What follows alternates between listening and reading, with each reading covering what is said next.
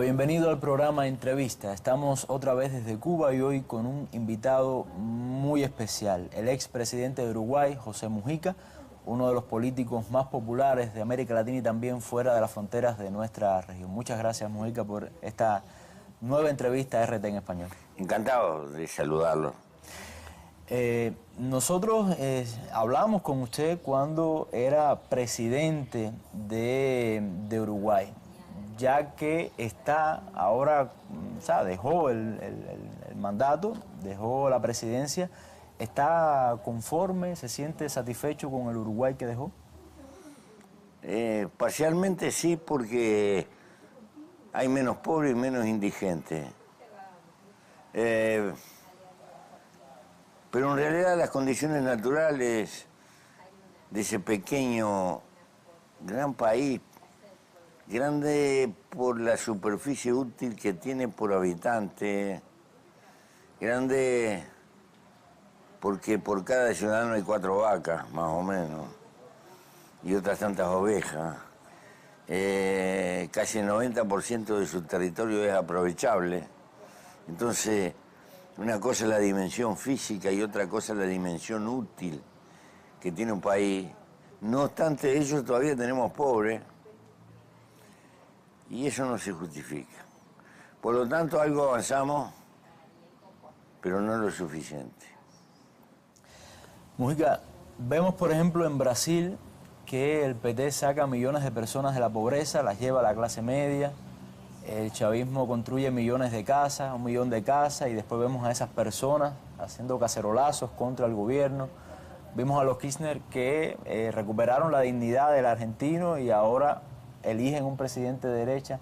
¿Qué está pasando en América Latina? ¿Cómo se explica ese avance de la derecha regional, según usted? Yo tengo una interpretación de la historia peculiar con la cual se puede discrepar. Con esa salvedad, yo pienso que la izquierda nunca triunfa totalmente, porque tampoco en ninguna parte triunfa totalmente la derecha. Que la historia humana es un permanente movimiento pendular entre el cambio, la corriente hacia la igualdad, hacia la justicia, que intentamos representar eso que llamamos izquierda, y la otra cara conservadora, resistente al cambio, luchadora por la estabilidad, y ambas visiones tienen patología. La patología de lo conservador es lo reaccionario, caer en lo fascistoide. La patología de lo progresista o la izquierda es el infantilismo, el confundir deseos con realidad. Eso está presente a lo largo de la historia humana. Con esa visión, diríamos, Ashoka era un rey de izquierda en la historia de la India, o Epaminonda, o los Gracos, o Jesús. Es decir, yo veo ese movimiento pendular cuasi eterno. Quien mira tácticamente más en el corto plazo puede... Entonces, para mí, derrotados son los que bajan los brazos. Porque si nunca hay un triunfo definitivo, lo que hay definitivo es un camino de mejora. Todas las mejoras sociales que tienen los pueblos contemporáneos fueron banderas de algunos grupos de izquierda en algún momento. La ley del Chora costó la vida de muchos anarquistas. Muchos murieron. No cayó del cielo. Ahora ningún régimen de derecha niega las 8 horas, porque hasta se impuso culturalmente. Si nosotros vemos en cada logro la jubilación y cuestiones por el estilo, hay viejas banderas de grupos de izquierda que al final se concretan y podrá venir un régimen de derecha, pero ya no puede retroceder aquel terreno que se ganó. Eso es el progreso humano. Entonces, bueno, es probable que los 40 millones que salieron de la pobreza de Brasil, y probable no, seguro, no tienen conciencia que en gran parte ese proceso fue obra de las políticas sociales de Lula. ¿Por qué? Porque los ojos los tenemos para adelante y la gente no mira para atrás y pierde la memoria de dónde viene y tiene la ansiedad de querer más. Y eso es el precio que pagan las revoluciones que son jóvenes, es decir... Las revoluciones son incomprendidas y se dan el lujo de comer a sus propios hijos. Muy interesante esa reflexión. Pero bueno, sin dudas hay entonces una carencia ideológica, ¿no? En las bases de América Latina, bueno, de esos proyectos. Uno de los problemas de los hándicaps, creo, que yo considero esta tarde si ando inspirado voy a rumbear por ese lado. Nosotros creímos en algún momento, en una etapa, yo creí, pero la gente de mi tiempo, que con el cambio en las relaciones materiales y de distribución, en la producción y en la distribución de una sociedad, se lograban las condiciones de las cuales iba a emerger un hombre nuevo. Nos equivocamos, justipreciamos el papel de la cultura. Nos quedamos muy cortos en la apreciación de la importancia de la cultura.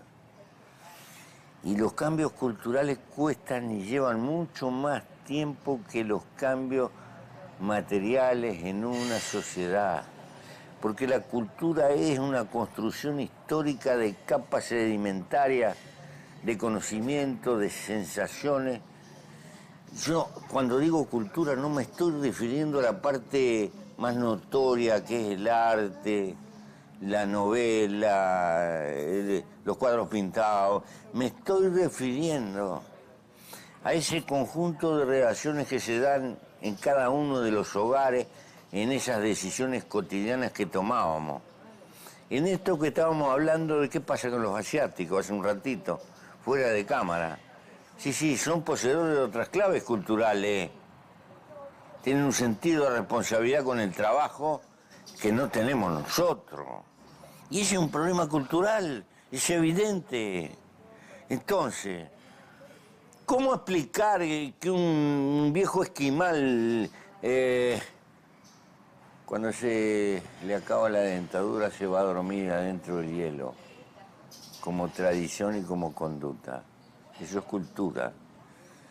¿Cómo explicar que los hindúes no se coman las vacas porque las tienen que ordeñar y eso les salvó la vida? Ese tabú les salvó la vida. También son barreras culturales que construyeron en determinado momento.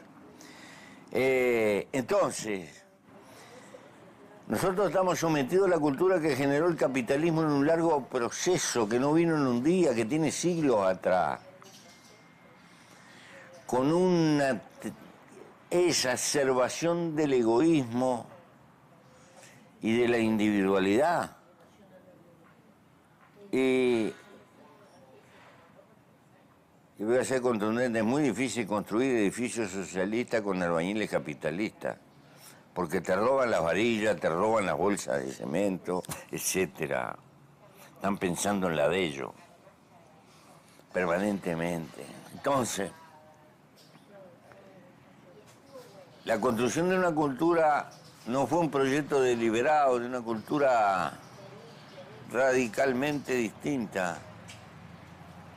Pero creo que el hombre es el único animal que se puede reprogramar a sí mismo, porque si bien tiene una cota de egoísmo que nos colocó adentro de la naturaleza para pelear por nuestra vida,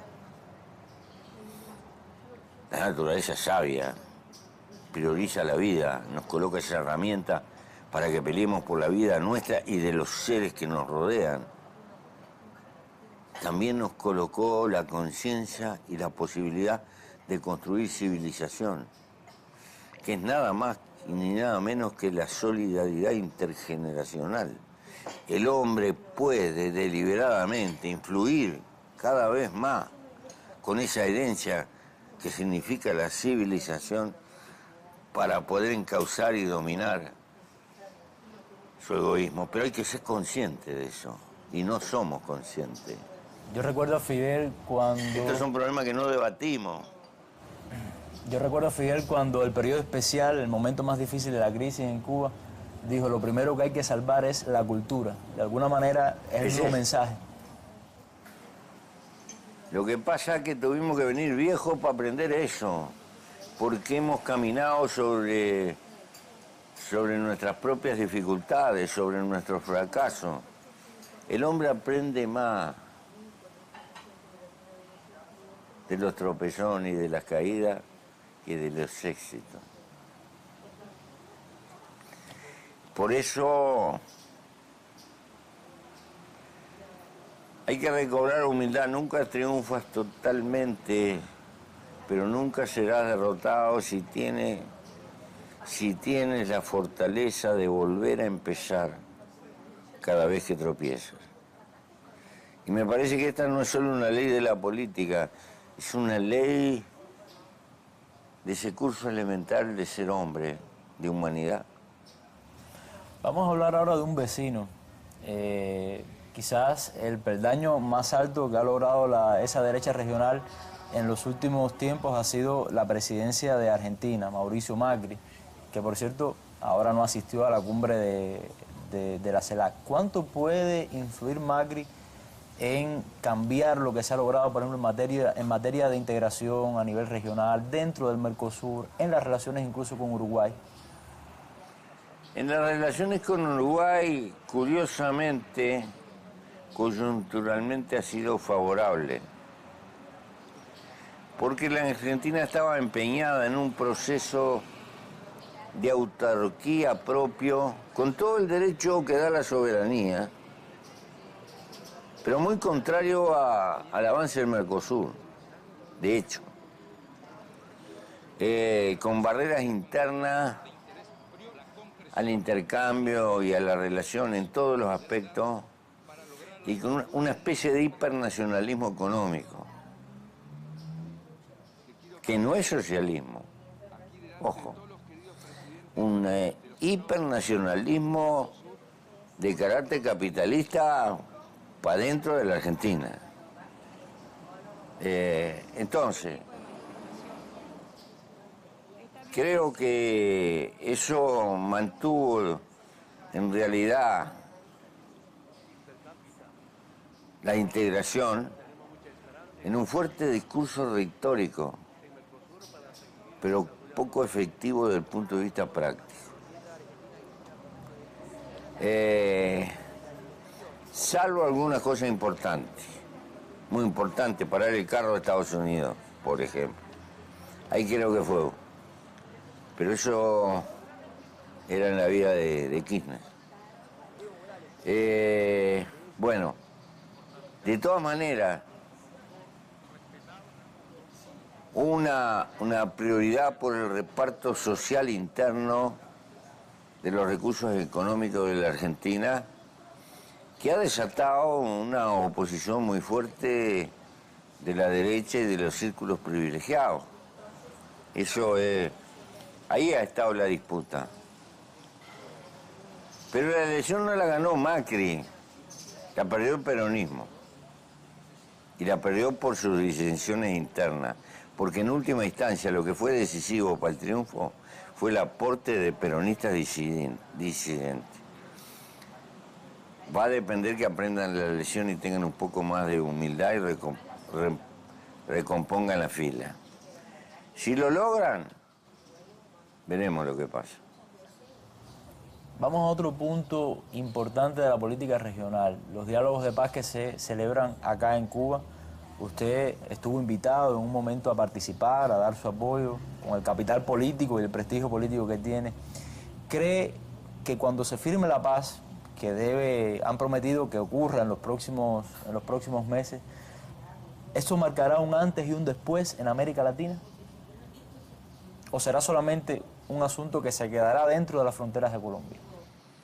Bueno, En primer término, Colombia es un país formidable. Debe ser hoy la segunda economía de América del Sur. Está equilibrando a la Argentina o pasándola en alguna medida.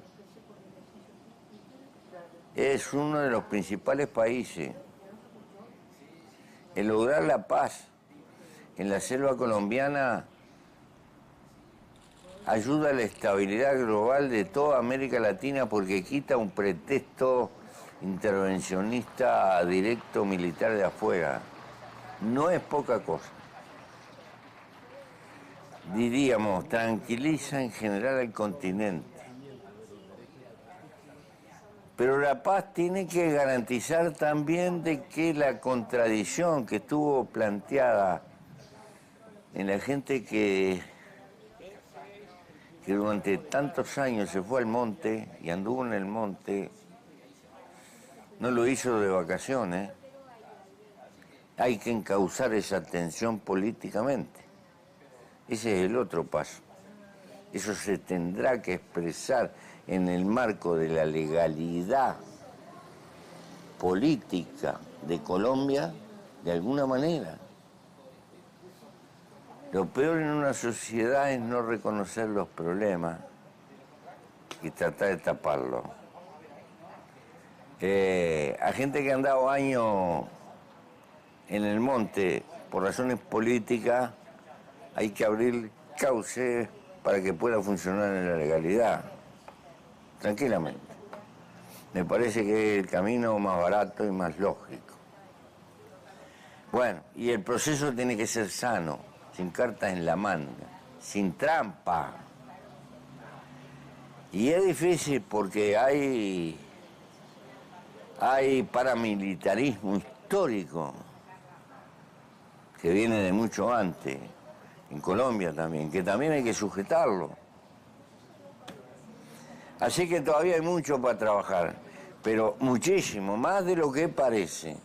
Sin embargo, nunca estuvo tan maduro el proceso. Vivimos en un mundo realmente complejo, crisis económica, crisis migratoria, crisis financiera, terrorismo. ¿Cuál es para José Mujica el vaso conductor, la raíz de todos estos fenómenos o se pueden considerar fenómenos independientes? Seguramente que tienen una interrelación y tienen las causas que son múltiples, tienen una jerarquía entre sí. Yo creo que la explosión neoliberal en el mundo capitalista, extremando en su momento la religión del mercado, la religión de la competencia y la absoluta libertad de los grupos económicos, entre ellos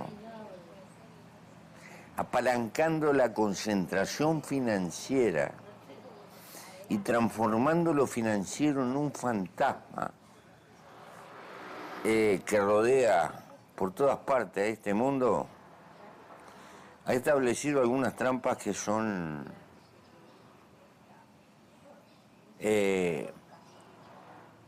cuyas consecuencias son francamente irreparables por el momento. Por ejemplo, un brutal proceso de expoliación a las clases medias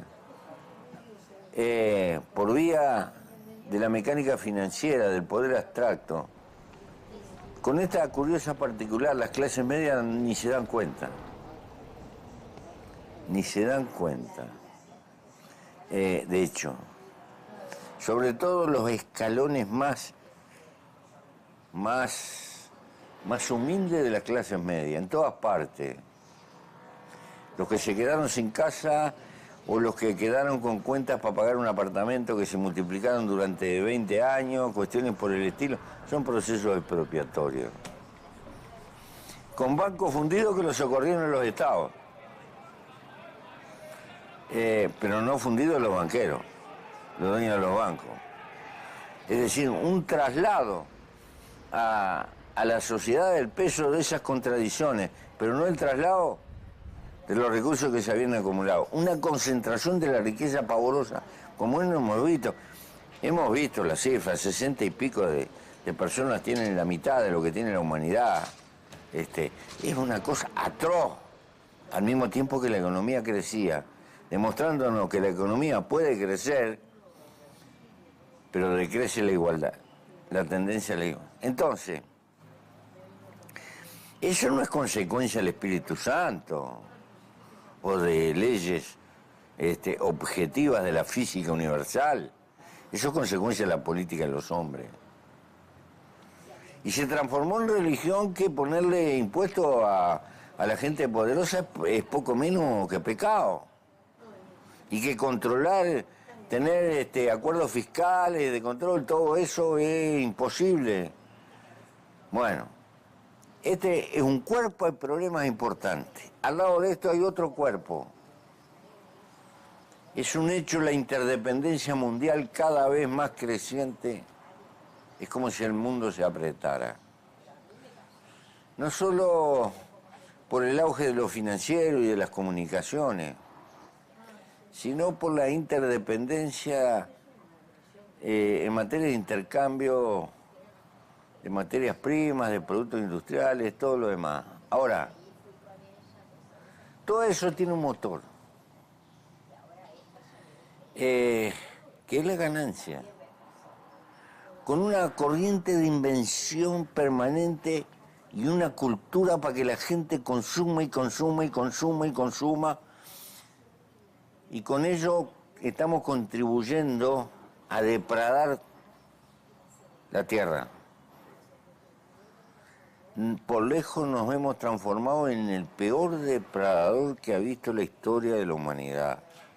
¿Y cree usted que la humanidad tiene una vocación suicida entonces? No, lo que lo tiene es la cultura occidental y cristiana que ha desembocado en este capitalismo atroz. ¿Por qué? Hay una lamparita en California que hace 100 años que está prendida, funcionando. Lo cual quiere decir que se pueden hacer lamparitas que duran un montón de tiempo. No hay necesidad de andar cambiando el auto todos los años. No hay necesidad de andar cambiando cada 3 meses el celular. ¿Quién dijo? El suyo tiene bastante tiempo, sí, ¿no? El mío tiene cualquier cantidad porque yo lo quiero para hablar y chao. Una heladera puede durar 20, 25 años, no hay que andar desesperado por todo eso. No estoy haciendo la apología de vivir en la caverna, pero la humanidad tiene que trabajar menos. Trabajar todo un poco. No vivir tan apurado y no depredar y tirar tanta cosa. Hemos irracionalidades por todos lados. ¿Tú viste lo que es la megalópolis contemporánea? Es la organización del disparate, la científica organización deliberada del disparate por el santuario de la propiedad inmobiliaria. Agujereamos por abajo para ir más ligero, hay que hacer obras costosísimas, después hay que poner puentes para pasar por arriba, también que pasa por lo otro. Y la gente más débil que tiene que vivir en la periferia termina viajando 3, 4 horas por día para ir al trabajo. No, viejo. Una ciudad de 200, 300.000 personas va a trabajar en bicicleta. Estamos haciendo este disparate porque lo que cuenta no es la vida del hombre, sino la propiedad, la especulación inmobiliaria y eso. Entonces, si me dices si soy optimista, creo en el hombre, que el hombre hasta se puede reprogramar. Pero mi generación pensaba que era el capitalismo. Sí, pero nos quedamos cortos, es civilizatorio. Es mucho más hondo esto. Porque imaginemos un mundo socialista con la misma locura, con el mismo disparate de tener un ropero, tener 40 pares de zapatos y 40... No, eso es el disparate. Aquí no estoy haciendo la apología que hay que vivir sin nada o vivir en una cueva. Lo que estoy haciendo es la apología de que en la vida esto es como la guerrilla. La vida es andar guerrillereando. Si tú le empiezas a poner kilos a la mochila porque precisas esto y otro, vas a tener muchas cosas, pero no puedes caminar. Porque no puedes andar con una mochila de 100 kilos. ¿Está? Entonces, hay que andar en la vida liviano de equipaje, con sobriedad, cuidando las cosas, con una industria que produzca cosas buenas, aunque cuesten más caras, trabajando menos horas, repartiendo, y tener tiempo para vivir, tiempo libre para vivir. Eso tan simple, tener tiempo libre, eso se llama libertad. Al principio le pregunté si estaba satisfecho con el Uruguay que dejó cuando terminó la presidencia. Ahora concluyo la entrevista preguntándole si está satisfecho con su vida como revolucionario, con su obra política. Yo amo la vida, no sé si estoy satisfecho. Y lo que quiero al final, hay un hoyo esperándome por ahí, como perspectiva, y sembrar la idea de lo hermoso que es la vida. Que el estar vivo es un milagro. Pero tú puedes comprar con plata muchísimas cosas, lo que no puedes comprar es tiempo de tu vida. Y cuando vas a comprar algo, lo estás comprando con el tiempo de tu vida que gastaste para tener esa plata. Pará. Hay que machetear la vida. Hay que cuidarla más, la vida hay que gastarla lo más que se pueda en las cosas que nos hacen felices. Entonces, la sobriedad no es machetismo. La sobriedad es el afán de garantizarse libertad para vivir. Tener tiempo para tus hijos, para tu amor, para tus amigos. Y después de eso hay muy poco más en la vida, ¿eh? Todo lo demás ruido. Algunos se aturden con las cuestiones materiales, bien. Esos son los que le quitan la libertad a otros. Pero bueno, yo estoy conforme y quisiera llegar al último tango y decirle al pulpero del otro lado, el que me viene a buscar, por favor, sirva otra vuelta. Bueno, muchas gracias por esta entrevista, RT. Ha sido todo un placer para nosotros, para el canal y para todo el equipo. Gracias, muchas gracias. Nosotros nos volvemos a ver en otro programa Entrevista.